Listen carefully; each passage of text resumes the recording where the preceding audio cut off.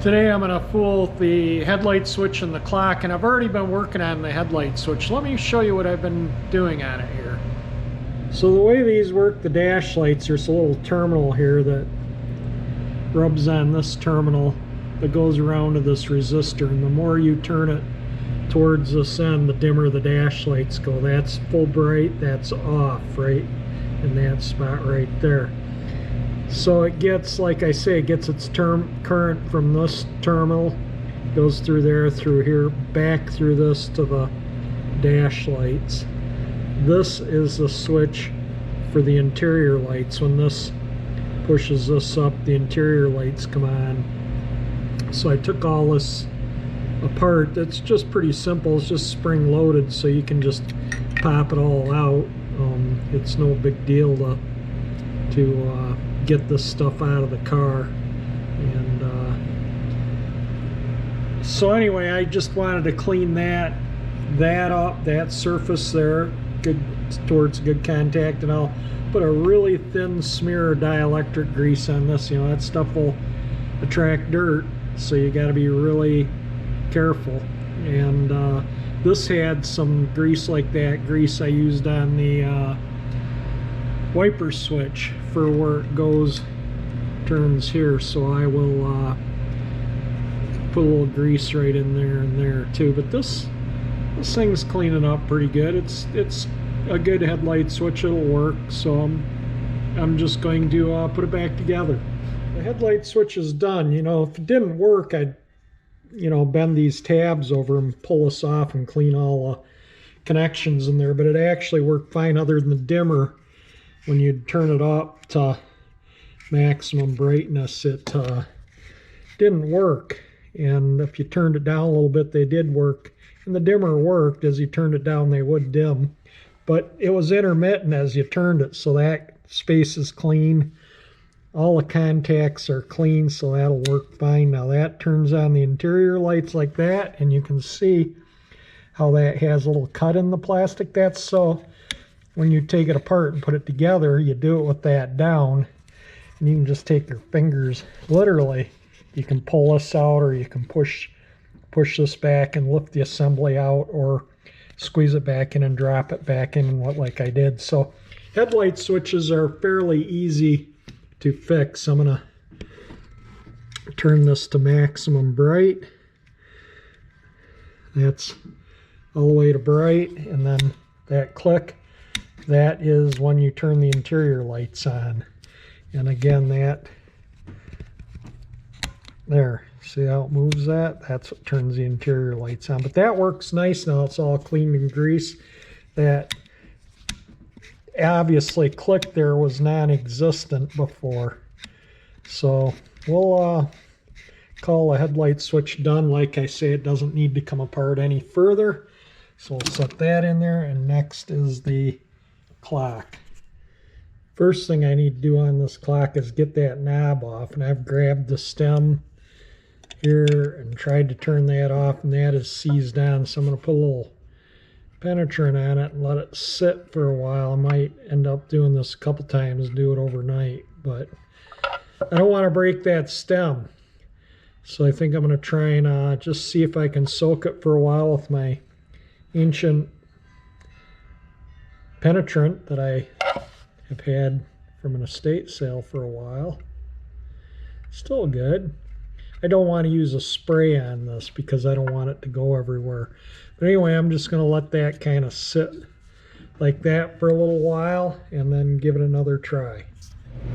Even though I couldn't get that stem off, you know, this, I could still get it apart, and I can hit that, and that actually works, and the second hand moves when I do that. So it's the winding mechanism, and that is really dirty. So let me see if I can the inside of this can, yeah, that needs a good cleaning too. I think maybe I'll clean it and paint it, take this rubber grommet out, and see if we can't paint the inside of this can up a little bit.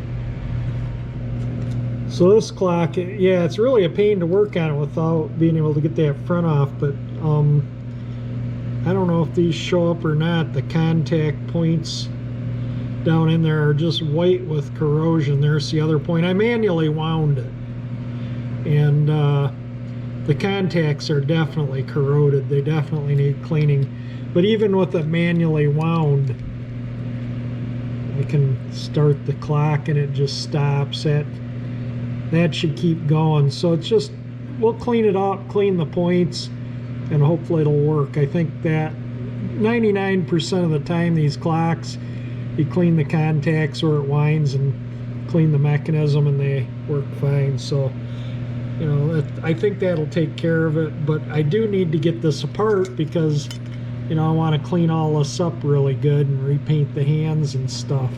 The chrome bezel is in better shape on this clock than that new old stock clock, but often new old stock is not, you know, pristine. You know, it's got, you know, they often have a ton of shelf wear and whatnot. But anyway, I'm gonna probably get a little tiny piece of something to clean those points. I don't know, maybe some, I can get in through this hole right here to that contact is right there, and I can get into it and clean that one. But the other one, yeah, I might have to, I don't know, we'll figure it out. We'll get them all cleaned up and should get this thing. I don't see any reason why it shouldn't work with a good cleaning. I gave the inside of this a quick paint so it can dry while I'm working on the clock. I don't know if I showed that or not. I don't remember now. It was pretty darn nasty in there, so that'll make for a brighter light. That clock light was really ultra dim, and the inside of this was almost black from dirt and crud, so that'll look a lot nicer once it's back together. I cleaned the clock mechanism, and the clock is now working, as you can see. So now all I gotta do is clean the contacts and get that knob off so I can get the face off and clean all that up nice. But yeah, it was just dirty. This is what I used to clean. I mean, it gives it a little bit of lubrication. Just got to be kind of conservative with it. Don't blast it too much. And watch your wiring there. It just ran out because it unwound those contacts in there, which I don't know if they show up, but they're touching again, and they are really dirty. So I'll give them a good cleaning, and we should have a good working clock. The contacts are really dirty. Like I say, I cleaned the clock up and the mechanism works. So I took some 400 and stuck it together. This is on a roll for my air file thing, and I cut a little strip that I think will fit in between. And I don't know if I think the points are, yeah, they're closed now, so I just need to open them a smidge there, and then I can get this down in them, and then just I'm gonna hold the clock like this so I don't get dirt in there, and you can see where I don't know if that shows up. It's just really hard to show, but that is where the sandpaper is going through the contacts, and hopefully that shows up. And I'm just gonna work it back and forth in here and clean those points up, and this clock should work because it does work when I wind it manually now. So we get these points to where they can make good contact, and we'll have a running clock. All right, let me just work at this because I'm just doing this a little at a time. So I'll just fiddle with it. You can kind of see what I'm doing. And let me go to town here. I think, let me see if I can get this camera in a good spot. I think I got the contacts cleaned. I just used this. And then I just cut little nips off the end as I sanded down. But the contacts are a little worn in this clock, but it should work. Let's I got this wire hooked to for ground, And we'll hook this one up. It just wound and it is running.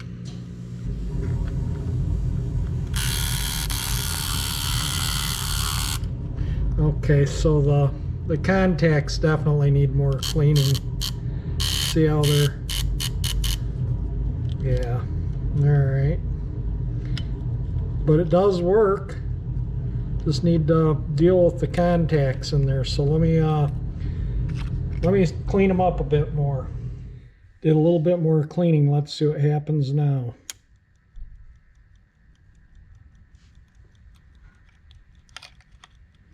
It is working again.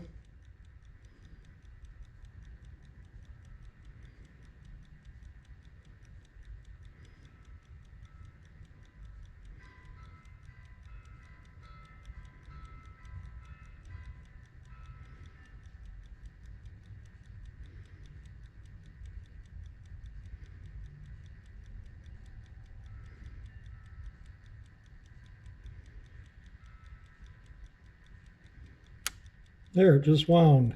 Okay, that's all it needed, was a little more cleaning of the contacts. So I think I'll just somewhat put this together. I was actually able to get this little file in through the hole once I opened the points, and I filed one point through the hole, and the other one I pulled the point around over here to where I could file it.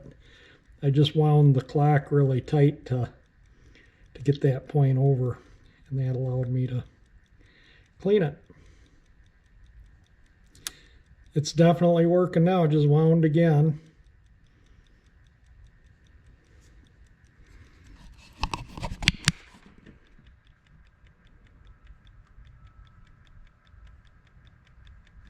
So what I think I'll do is I'll just somewhat take the battery off of it for now. I'll somewhat put it together, let it run overnight, and let that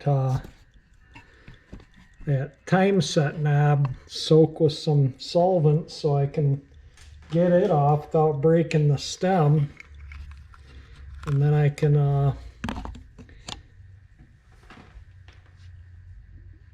you know, clean everything up nice. There, it just stopped because the thing just completely unwound, but it's a working clock. Remember when I took the dash apart and I found this little screw? It was down in the bottom there of the part where the clock goes. Well, I found where it goes. It goes right there. How that got out of there and out of the clock and into the dash. Well, it could have been just hanging out in the clock, and then when I took the dash apart and took it out because the bulb was out of the socket, it could have just fallen out of the, you know, the hole for the light bulb and into the dasher. But anyway, that's where that goes. Well, this should be the parts car dashboard, the parts cluster, whatever you want to call it, that I got for the face and the speedometer head maybe. And let me I gotta turn the camera off and get this thing out of there. So I got my parts. The plastic lens is good. That's the main reason I finding one of these good was plastic lens was pretty hard. I mean, I did a lot of searching, and I couldn't find anyone that just had the lens or would sell it. They'd only sell the whole panel, and I found this one, and so yeah, I bought it for that. I think this is a 65 cluster. Check this out. You know, it has the air conditioning controls, the air conditioning thing there, the vents. The vents are actually in pretty decent shape. And of course a clock. It has a white second hand instead of a chrome one, but I noticed the date code on it is October 6, 1964. So I'm sure this is a 65 dash. So this has what I want, which is the speedometer face, and the speedometer works. I'm just turning it with my fingers. So we got a good speedometer, and the mileage shows $10,560. I put a pile of money on it. That's $110,000, and it's obviously out of an AC car. Just seeing, we'll check the radio out when we get time too, see if it works. I mean, you know, maybe seeing we got another clock to get working, we'll get that going too. I think I'm going to take the clock out before it, just kind of a, not a real good way they're mounted in, so I'm going to pull the clock out right now. The AC controls, heat and AC, don't look that much different other than it's got a vacuum valve on it. But as far as the things that move the cables, they're all the same. That changes which port vacuum goes through. So yeah, if you know, I mean, I'll resell any of the parts off here I don't use. If one of you guys needs a part off of it. But I am going to take that clock out and maybe we can get another one going. I just took the clock out. You can see the oil light hole, and I didn't take this one off yet. I got to take all these knobs and controls here off to get this off, but that is painted white in there, the inside of that oil light hole. But we'll get this off and take it apart tomorrow. I'm about to call it a day, but I think I might just put power to this clock and see if it works. There's the date code. It's actually a pretty nice looking clock. Let's put power to it and see what happens. So I just went ahead and pulled the speedometer out, and this one, I think the face will clean up far better on this one than the one that's currently here. And they're exactly the same part number, same thing. This one has April. It's actually got a 1966 date on it. April, oh, that's crazy. Looks like, I can't tell, it almost looks like 27, but it's kind of messed up where it is, but it's April 66, so maybe this was replaced at one time in this, because this is a 65 cluster, and I bet you that is. Anyway, well, we got a good speedometer head. I'll clean that up. Got a good lens here with no cracks in it. We'll get that all polished up, and then I can start putting this thing together. Yeah, I'm kind of glad I got the dash parts a little sooner than what I expected. But anyway, let's see if this clock works just for the heck of it.